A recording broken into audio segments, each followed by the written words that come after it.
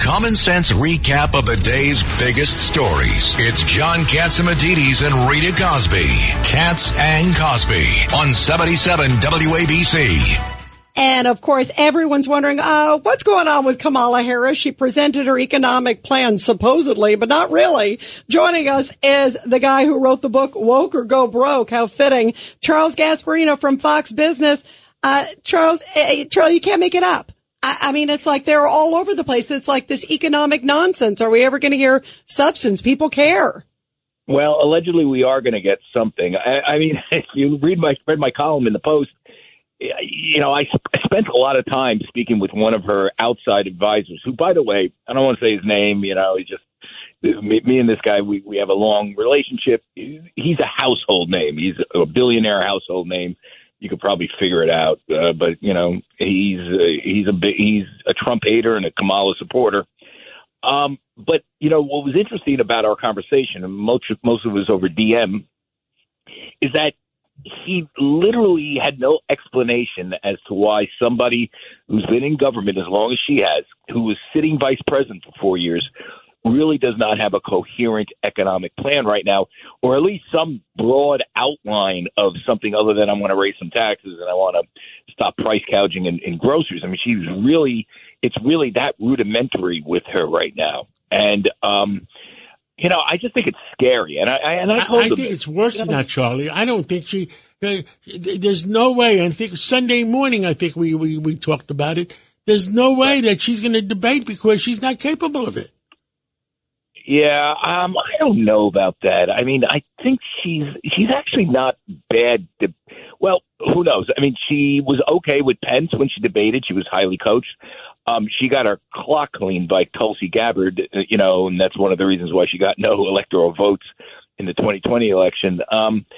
You know, I mean, I don't know. I just find it just remarkable that somebody, I mean, let's be clear here. She didn't win in 2020, that 2019-2020 Democratic nomination. She won no primaries. She had that one brief shining moment of sparkle when she basically called Joe Biden a racist over busing. And then after that, it was all downhill. Tulsi cleaned her clock, done. She gets to be the VP because he is so wedded to DEI. He says it. You know, it started at the top, VP. He wanted to get a black woman, that she checked a lot of those boxes, including, you know, she was a senator, you know, she's been around for politics, and, you know, she's a black woman. So put all that together, she's kind of this accidental vice president and now accidental candidate for president, and yet she doesn't have a plan for the economy. She can't think on her feet to, you know, kind of like connect the dots a little bit.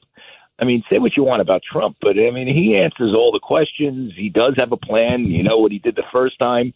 He's explaining things all the time. You know, J.D. Vance is explaining stuff. Whether you agree with some of his protectionist stuff is a whole other issue. But I just find this remarkable and kind of scary that this person could be president. Now, allegedly, we're going to get something soon.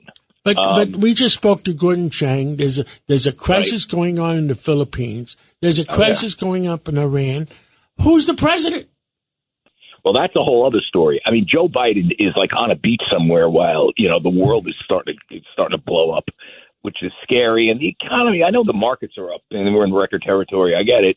But one of the reasons why the markets are up, because the Fed is going to have to cut interest rates maybe dramatically, because I like that word dramatically. I keep arguing with Kudlow. Kudlow keeps saying a quarter point. I say at least a half a point. He might do a half point. I mean, they had to revise all those job numbers down for like the past year. We lost we thought we had 1 million more jobs than we did. And so that's why the market's going on. So this is like a scary situation. The person taking the president is AWOL. The person taking his job doesn't, or wants to take his job and should be like kind of running the country right now, doesn't have a clue about an economic plan.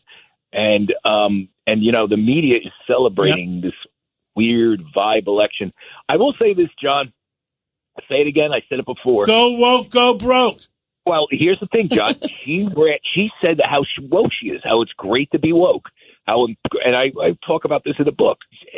And what you know from reading my book is that every company that went woke went almost broke. Now, how is that going to sell? When is General Motors going to finally announce how many cars they're not selling? You mean, and how much money they're really losing on electric cars? I mean, Mary Bauer has kept that go woke, go broke, go. Send her a copy of the book. Listen, I've sent everybody. I sent Gavin Newsom. I got a signed copy for him. You think he'll? John Gasparino, we got to go to our next guest. We love you. Thank you, Stay Charlie. on top of things.